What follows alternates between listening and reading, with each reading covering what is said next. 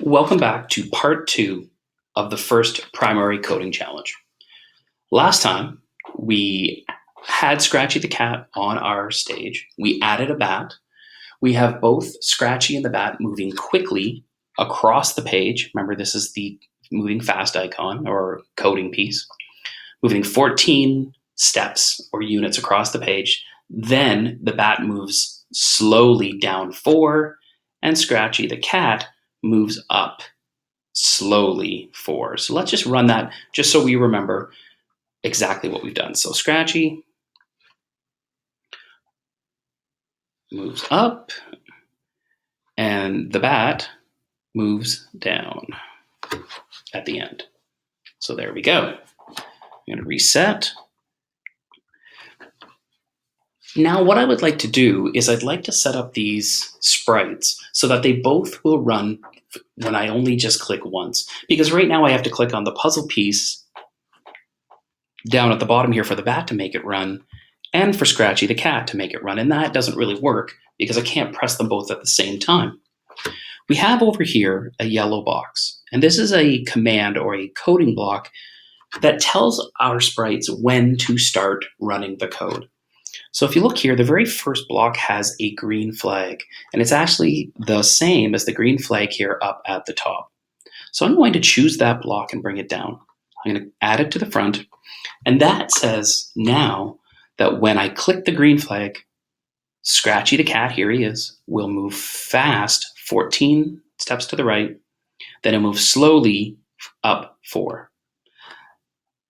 Now, if I hit the flag right now, only Scratchy will run. The bat will not do anything because if I now go up and I click on the bat here, the bat's code comes up, but we have not put the command on here to tell the bat to move when the green flag is pressed. So I need to do the same thing. I need to bring down my command, my puzzle piece, to tell the bat now it's time to move when I press the green flag. So now this time if I press the green flag, both of my sprites on my stage will move when I press the flag. It'll start their code. Here we go.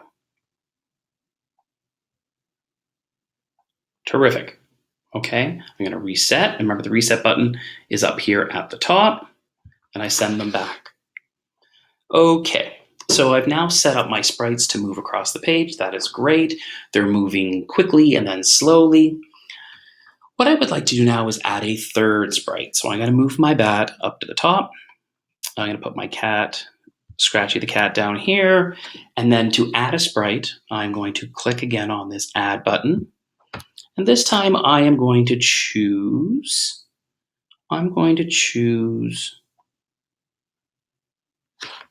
a frog. So I click on the frog and then I go up and I click on the check mark at the top. And here is my frog. And I'm going to line my frog up with my other sprites. I know the frog's in the air and it looks like he's flying, but for the purposes of what we're doing, that's okay. But notice my frog now does not have any code. So what am I going to do? Well, first of all, I want my frog to start at the same time as my other sprites. So I'm going to start him with the green flag. I want him to move forward. And remember, movement is a blue code. So I'm going to click on the blue arrow there. I want him to move to the right. And I'm going to make it 14, same as my other sprites. But I forgot something. I'm going to go back and look at the bat. What did I forget? I forgot to tell the frog I want him to move fast. So I'm going to take that little piece of code off. I'm now going to click on the orange and bring down the fast. Well, it's not fast yet, but let's make it fast. I click on the arrow and I make it fast. Now I have the frog. He's going to go straight across. I'm not going to have him move up or down. He's just going to go straight. Okay, so my code right now is saying when I press the green flag, the frog should move fast 14 to the right. So let's see what happens when I press the flag up here at the top. They're all mashed together. So that's not so great right now, is it? Let's return everyone back to where they were. And now what I've decided is if I'm going to make this look something like a race, I don't want the frog or pardon me, the Scratchy or the bat moving up or down. So I'm going to take away from Scratchy here. I'm taking away the part of the code that's telling him to move up. I don't want that code anymore. It's gone. And then I'm going to go up and choose my bat. And I want that part of the code gone as well. So now all that means is they're all going to just move across the page when I click the green flag. Okay, fantastic. Now I'm going to move them back. But if this is a race, really, there should be different, they should be running at different speeds. So in this case, I think we're going to have the bat stay super fast. We're going to make Scratchy, the cat, I'm going to come back down to his speed. I don't want him super fast anymore. I'm going to make him medium. And then our frog, I click on the frog, I'm going to make him slow. So that now if I look at all of their code, Scratchy the cat is medium, and he's going ahead 14. The bat is fast, going ahead 14, and the frog is slow. I'm just going to move this code up. He's slow, moving ahead 14 to the right. So let's see how this looks when we run it.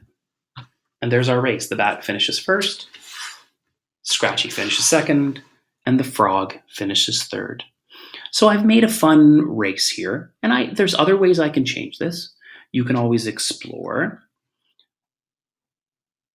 But now we've added extra sprites. We've changed how fast they can move across the page. We've coded them to move across the page. What I would say to you now is your challenge is, what can you do? What sprites can you add? What other commands could you use to make your sprite move faster or slower, or to change how fast they move across the page? That is your challenge for week 1. Thank you for listening, and good luck.